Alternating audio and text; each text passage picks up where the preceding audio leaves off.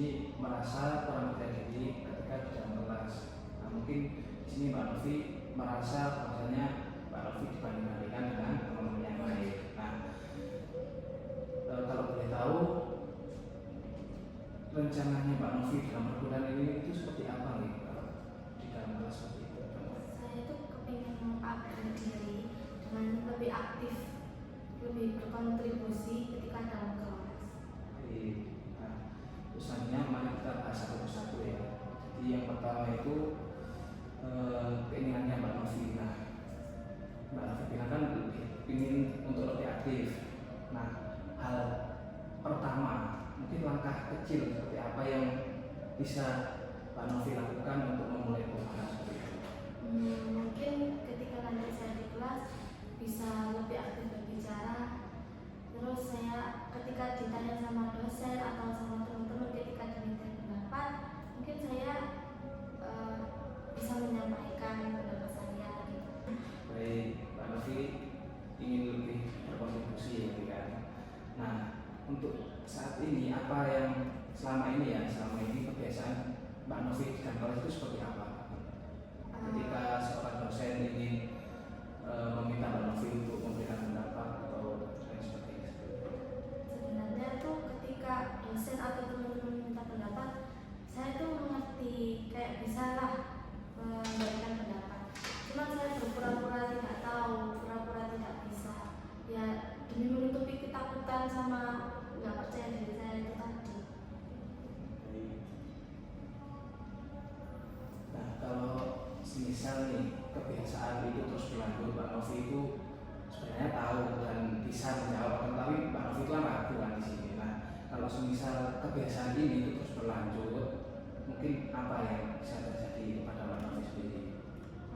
Mungkin saya akan terus-menerus nggak percaya diri, terus mungkin saya juga nggak bisa mengupgrade diri saya. Nah, kemudian mungkin adakah rencana Mbak Novi itu untuk merubah kebiasaan seperti ini?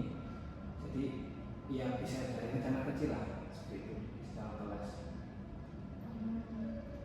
Rencananya ya itu tadi, mungkin saya kayak lebih sering berkomunikasi dengan teman-teman, nggak takut dalam berbicara, atau mungkin saya lebih berusaha untuk mempercayakan diri.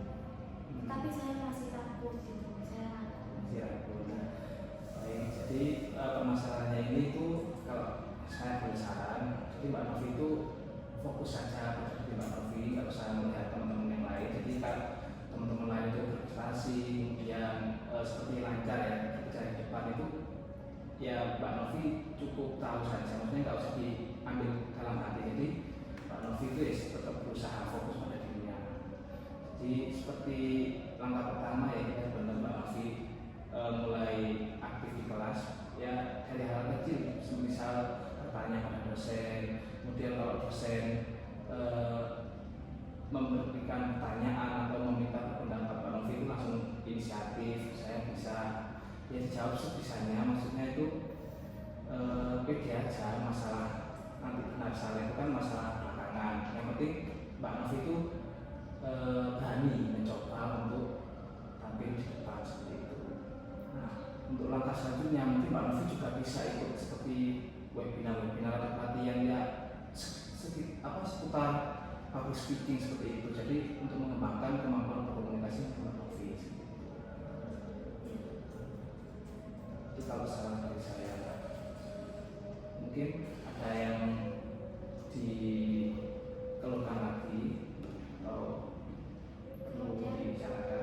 Yang saya takutkan lagi itu nanti semisal dibanding-bandingkan sama teman-teman, itu bagaimana? Takut dibanding-bandingkan tadi ya kita itu nggak bisa mengontrol orang untuk memandang kita itu seperti apa. Jadi ya Pak Novi cukup percaya diri aja, percaya pada diri sendiri, ya kembangkan potensi yang ada. Jadi nggak usah didengarkan seperti itu. Kalaupun nanti ada yang membanding-bandingkan ya setiap orang itu kan spesial, setiap orang itu adalah unik, jadi pasti punya potensi masing-masing. Jadi beranilah itu seperti itu. Gitu. Apakah ada lagi yang dilakukan?